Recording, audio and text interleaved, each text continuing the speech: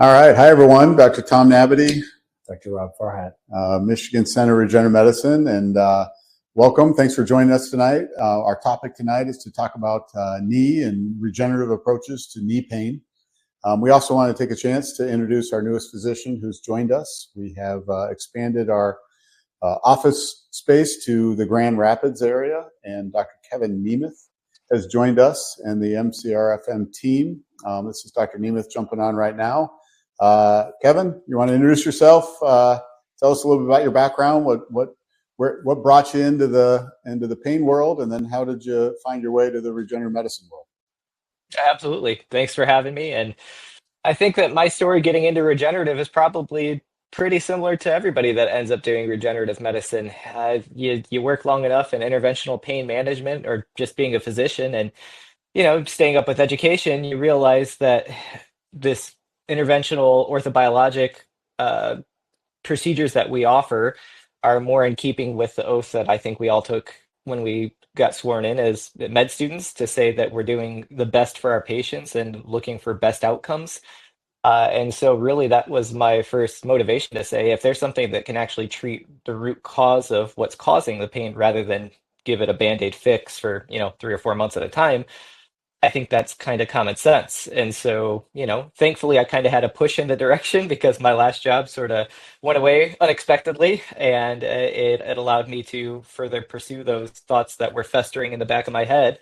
And yeah, thankfully we got connected, and yeah, the rest is the story that's ready to be written here. So, Dr. Nemeth, very humble in his training. He's got significant experience, especially in the Grand Rapids area. His undergraduate training, his medical school training, his fellowship training. Not to elaborate too much on that, but I do think it's an important factor to let patients know. You were, if not the guy, one of the guys in the Grand Rapids area that most physicians turn to for their patients for their interventional pain because of your skill set. Well, thankfully, like all of us, I think that my getting started, I stand on the shoulders of giants, of people who supported me and nurtured me and welcomed me into the area. And so, yeah, that's very kind of you to say. My background specifically, yeah, I went to medical school in Indiana. That's where I'm from originally. So I did Indiana University for my med school training. I did residency down in Miami, Florida, the University of Miami, Jackson Memorial Hospital in anesthesiology.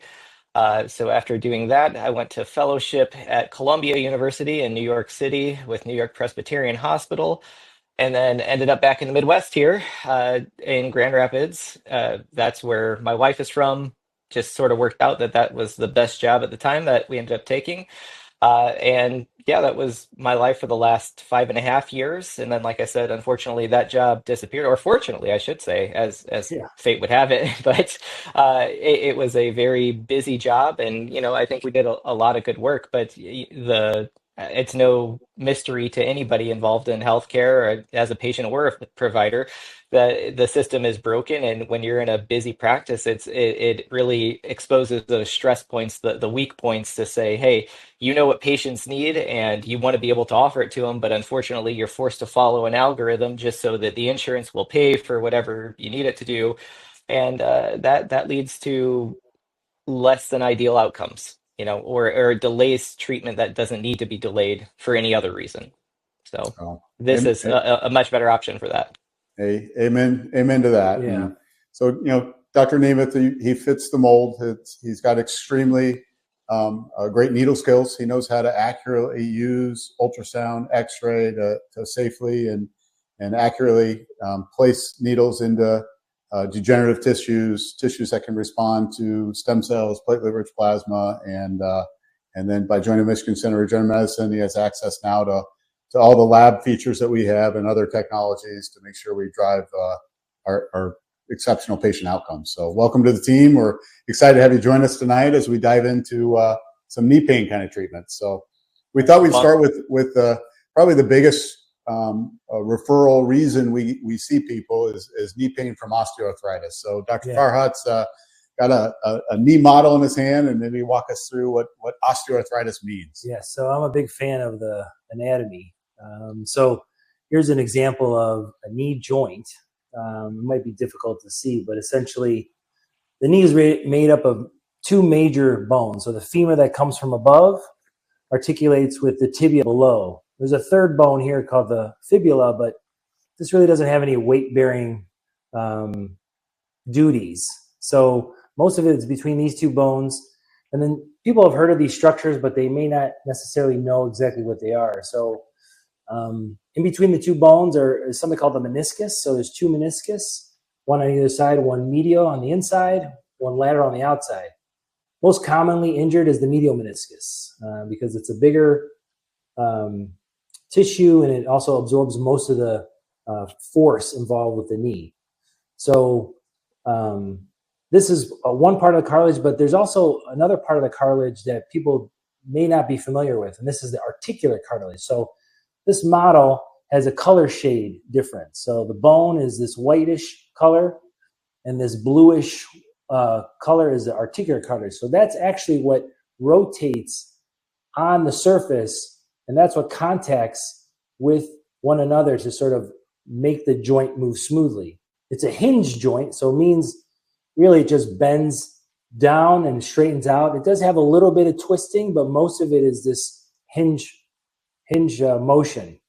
And then we have four major ligaments. So we have a ligament on the inside. It's called the medial collateral ligament that attaches to this medial meniscus. Lateral collateral ligament. And then there's two ligaments in the middle. You can kind of see them there in the back. They're called the cruciate ligaments. They make a cross like that. That's why they're called the cruciate.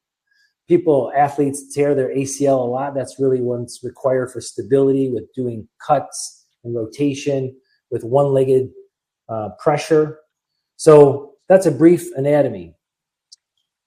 Osteoarthritis is the arthritis as we age. So over time, these meniscus, these little cup-shaped cartilage cushions in between, they wear out over time. And this articular cartilage, that's what wears out. As the joint collapses, then you start to build extra bone, and that's the osteoarthritis. And that's by far the most common issue we treat here at Michigan Center for Regenerative Medicine. So osteoarthritis is something, unfortunately, everybody gets as we age. It just depends on how quick and at what age it becomes a factor. From a surgical standpoint, people pretty much know that, they go to the surgeon, they say, oh, we did a cleanup job, or eventually you have a knee replacement or a partial knee replacement where they're removing this portion of the bone and replacing it with metal and plastic. So here at the Michigan Center for Regenerative Medicine, we have an alternative option. So we have for soft tissue tears, such as a meniscus tear, so the cartilage in between, that'll work well with PRP. But as we advance in age and we have more arthritic changes, we need to think about a stem cell procedure, either a bone marrow concentrate, or one of the options that we offer that may not be offered in other areas of the body is something called lipoaspirate. So another place we can get stem cells besides your bone marrow is your fat. So that's another treatment option that's well studied in the knee at this point. So osteoarthritis, kind of reiterate what Dr. Farhat was talking about. It's really a cumulative effect. There's not usually a one problem in the knee when we're talking about an osteoarthritic knee. That knee is a hinge joint. As those ligaments on the inside and outside start to get lax, you start to get play medially towards the inside, laterally towards the inside. It's not functioning like a true hinge, and that's really tough on the cartilage. And it's that domino effect of degenerative changes, that laxity of ligaments leads to wearing of cartilage, and therefore our approach can't be a singular approach. And the injection technique we use is really trying to address what we call the functional unit. So the ligaments, in addition to the cartilage, in addition to the joint space. And those structures are best visualized with ultrasound, the supporting surrounding structures. Ultrasound is a device that doesn't use radiation, can see through the skin, can safely identify targets and help us guide needles directly into those targets. When the arthritis gets really more severe, more advanced, that osteochondral cartilage, that on this model, that blue shade of cartilage on the end of your femur, on the end of your tibia, and then on the backside of your patella, A lot of times we'll use a technique called an interosseous injection, where we actually take the stem cells and inject them underneath the bone to help grow that cartilage from the inside out. That's a more advanced technique because it's under the bone. You can't see through the bone with an ultrasound machine. Then we wheel in and utilize our X-ray machines. The injection technique that's going to be necessary is going to depend on multiple factors of a patient, all things that we dive into in a consultation. And depending on which one would be best for you, we'll help you, weigh those with different decisions, processes, so that we can make sure we get not just the injection that's least invasive or least risky, but also going to be the most likely to be beneficial to get your symptoms improved. Right, the most appropriate. So in our previous webinar, Dr. Nabby and I talked about our experience at the IOF, one of the conferences that sort of talks about the updated research of what's happening in the orthobiologic world. And one of the forefathers of the profession, Dr. Hernigou, he did a sort of a hallmark study. He's from France. Actually, Dr. Nemeth was at that conference as well. So one of the studies he presented was actually comparing, and he's an orthopedic surgeon in France. So they have a socialized system. So what they did was they actually took one side of a patient, and they actually did a knee replacement on one knee. And the other knee, they did the orthobiologic treatment that we're discussing, the bone marrow aspiration with the intraosseous injection. And what he found was 70% of the patients that had the treatment done found that the treatment on the orthobiologic side, the knee that was done with the stem cell, had a higher satisfaction and a better outcome than the knee that had the knee replacement on. So again, these are the surgeons that do these procedures, that replace the knees, that are doing the research that's showing that the orthobiologic treatments that we are offering here are actually have a better outcome and better patient satisfaction, which honestly was complete shock. And the timeline for that was what really blew me away too. It was a long-term outcome. It was a 10-year study. Yeah. So that was a conclusion that was based on 10-year patient data. So it's something to think about. Once you have surgery, unfortunately, there's no going back from having a knee replacement. So, and these treatments work. It's not like we're just rolling the dice. So actually, patients have amazing results. Obviously, every individual is different. Every person has, depending on the severity, the term in which they've had the pathology, and how extensive it is, all those things play a role. So it's definitely worth considering. So we started with osteoarthritis. That's kind of the most common thing we'll see. But a lot of times we will see patients with specific injuries, like a meniscus tear is a very common acute injury that can heal on its own, but when it doesn't, there are platelet-rich plasma, sometimes a stem cell procedure, but most of the time platelet-rich plasma is able to help heal those tissues better or faster than your body's able to do so alone.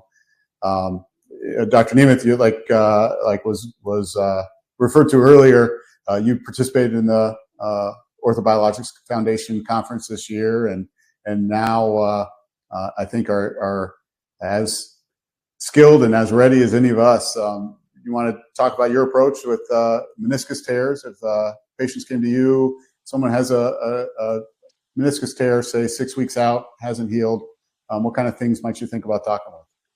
So I run them through the whole gamut, and you're right that I did go to the conference with you guys at IOF, and it was very eye-opening, as Dr. Farhat was referencing, to see this very robust literature that was presented, just to reiterate what we already have come to the conclusion of, that this is, paradigm shifting medicine in my world, in my view, to say that if it's my knee and I have these options in front of me, of course, anytime you can retain your own anatomy and use your body as a bioreactor, the upside is tremendous and the downside is far less than having a big interventional procedure like having a total knee replacement. I think my approach for a 6 week out meniscus tear would be similar to what you guys discussed. At a consultation, obviously you do a good history and physical. We'll examine it, put an ultrasound on it, see what it looks like in real time, and talk about, make sure that we haven't missed any of the more conservative steps leading up to it.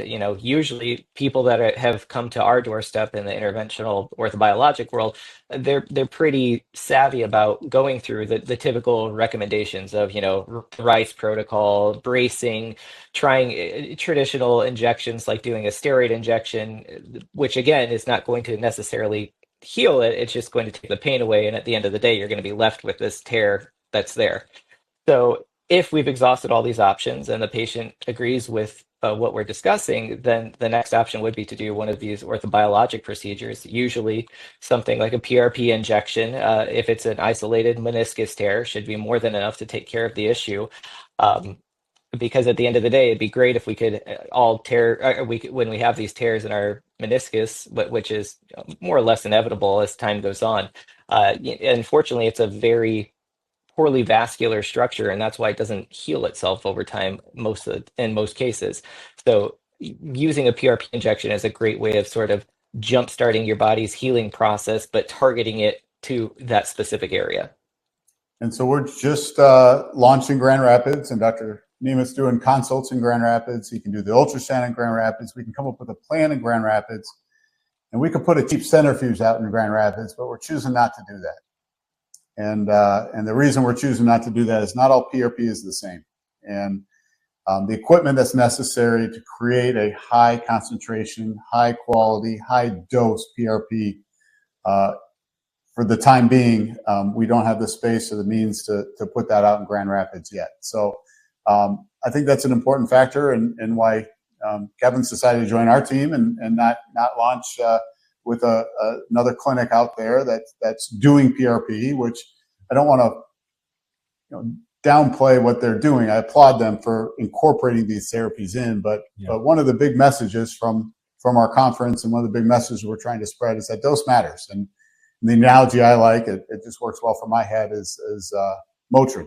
Motrin works for headaches, but if I hand you a child's Motrin and your headache doesn't go away, that doesn't mean that Motrin doesn't work for headaches. I got to give you the right adult dose.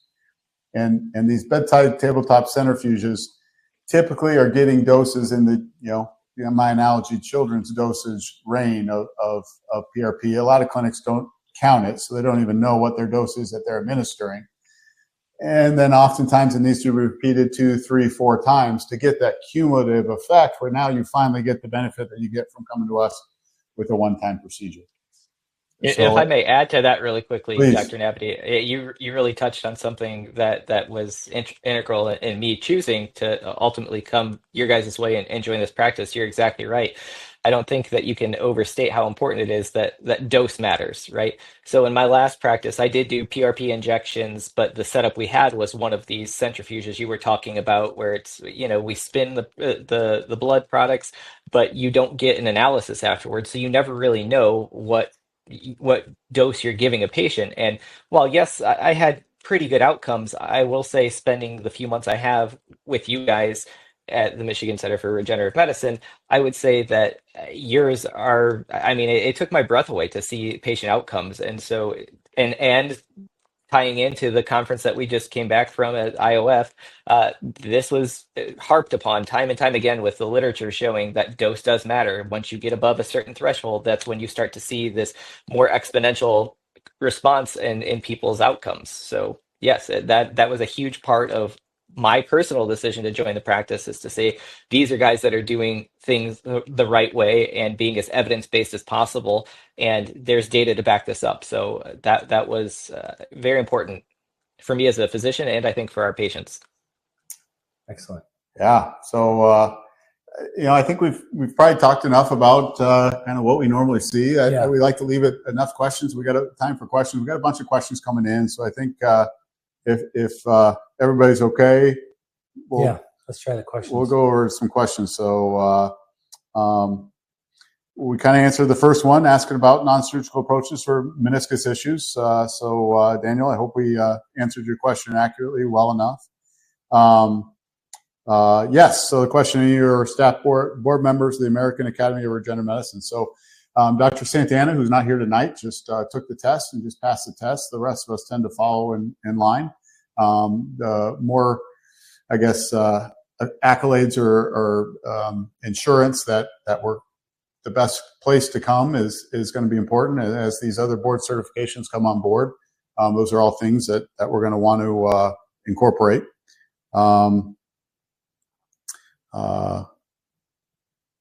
Sorry, just kind of going through here. Can bone-on-bone pain be helped with stem cells? That's a great question because it's one we get a lot. Yes, absolutely. So that would require the more advanced procedure where we talked about the intraosseous, where we have to implant the stem cells directly into the bone. But yes, that is an option for patients that are quote-unquote bone-on-bone. And we get that comment a lot. The quote-unquote bone-on-bone doesn't mean you're truly bone-on-bone. That's an X-ray finding. Yes. And it's something that the bones tend to overlap on X-ray. And with ultrasound, with your knee completely flexed, we can see the end of that femur really well and assess whether or not you do have cartilage left, which is an important factor in being a good candidate for this type of procedure. Another question from Nancy. She had stem cells done, did extremely well, but still having some stiffness. Is there anything more that we can do? So sometimes we can do a booster shot with PRP. We also have non-invasive treatment options for folks like shockwave and EMTT that we can offer. Sometimes if it's depending on the severity of symptoms, we can consider repeating one of these treatments you've already had, but we can also look at some of the alternative options. So we have some interesting thoughts we'd be happy to review with you. Yeah. Dan had a very similar question, very similar answer. A lot of that's going to depend on what we see on the exam, what we see on the ultrasound. Maybe we order a follow-up MRI. Have the structures changed? Is it a different target? But stiffness is usually very, very treatable.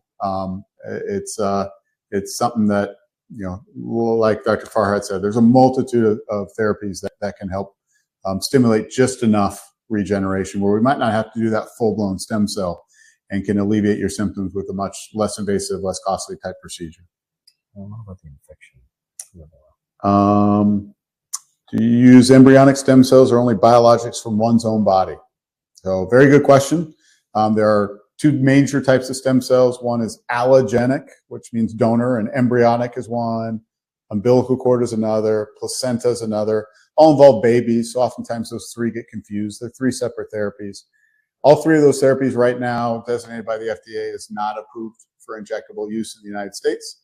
While that might sound like disappointing and bad news, the data that's coming out from those type of injections compared to data from a good, high quality, high dose procedure from your own cells, as long as you're a healthy specimen, the outcomes are actually superior using your own. So we don't do any of the allogenic, embryonic type injections. Everything we do here comes from the patient. Autologous. I see one question from Drew about what infection control protocols, measures does your practice follow and centrifuge. So the one thing that we're different than these other facilities that you may see is that we actually have a lab. We have a lab in-house with hoods, follow all the protocols that are sterile technique. When dealing with the orthobiologics and the blood products, that's a rare issue that we deal with, to be honest with you. It's not just a centrifuge that's sitting on a table where people are walking by all day long and touching it, et cetera. So it's a separate lab that's part of a practice. So it's not a major concern. Something we take very, very seriously. Yeah. That's probably the number one potential risk factor. And in our tracking outcomes, we look for three things. We look for pain reduction, we look for functional improvement, and we look for adverse outcomes. And we're happy to report we've had zero adverse outcomes, severe adverse outcomes. Pain is a common adverse outcome. We do get reports of people with increased pain. That's usually limited to a week or less. But nobody has gotten worse from a procedure in the long term beyond that first week type time period. A couple patients, a couple extra weeks, but nobody long term has gotten worse. And we haven't had any infections. do stem cells get rid of the arthritis? It's a good question. It's a great question. I'm not going to say that we are a truly regenerative practice to the point where you're going to get a 20-year-old knee again. We call it regenerative medicine, and it truly is. It does regenerate tissues, but it doesn't make them back to brand new. I like kind of analogies, and one of them is if you look at end-stage arthritis, when people are slowly going down, and once they hit rock bottom and things are pretty much the hinge joints stop moving. They can't walk on their knee anymore. You can't stand without it flexed anymore. Most people's pain goes away. Once things stabilize and the degenerative process stops, the pain stops, but so is the function by then. So what we're doing a darn good job of is stabilizing things. We get a regenerative response, but it's not a huge back to a 20-year-old knee. But we definitely stabilize things. Things don't continue to get worse. And now we've paused things at a point where you still have function. We preserve function. And by eliminating pain, we're actually able to get people's function better because now they're able to participate in rehab. They're able to exercise. They're able to do things that maintain their mobility and actually improve their function and quality of life. I think that's the key, is that we may not reverse your age back to 25 or in your 20s, but we're sort of stopping the process. We're slowing it down or trying to halt it at where it's at and trying to slightly reverse it, so I think that's more realistic. And that's kind of a leading question because there is a therapy coming on. It's not available yet, but I do think as we start to progress and the treatments we're able to offer patients and using your own cells, once we have clearance, once we have safety data, we can use potentially a process called culture expansion, where we take your cells and actually grow them and get the numbers up. And that's where my hope is. That's where we're going to start to see even better and better levels of regeneration and restoration of pathology. I think we have time for one more. Mark's asked, can you speak a bit more about using one's own fat for the stem cells as opposed to pelvic bone marrow extraction? Yeah, so that requires a slight liposuction from usually the belly or flank. It's essentially what it is now. There used to be this chemical processing with the fat where you have to wash it, clean it, etc. Now, essentially, it's like a micronized fat. So essentially, we, to put it simple, chop up the fat till it becomes essentially a liquid. And that's essentially what's injected back into the knee joint itself. The studies, they're sort of trying to put head-to-head bone marrow to a lipoaspirate, and depends on the study, depends on the quality of the study. But so far, right now, we find that bone marrow seems to still be better.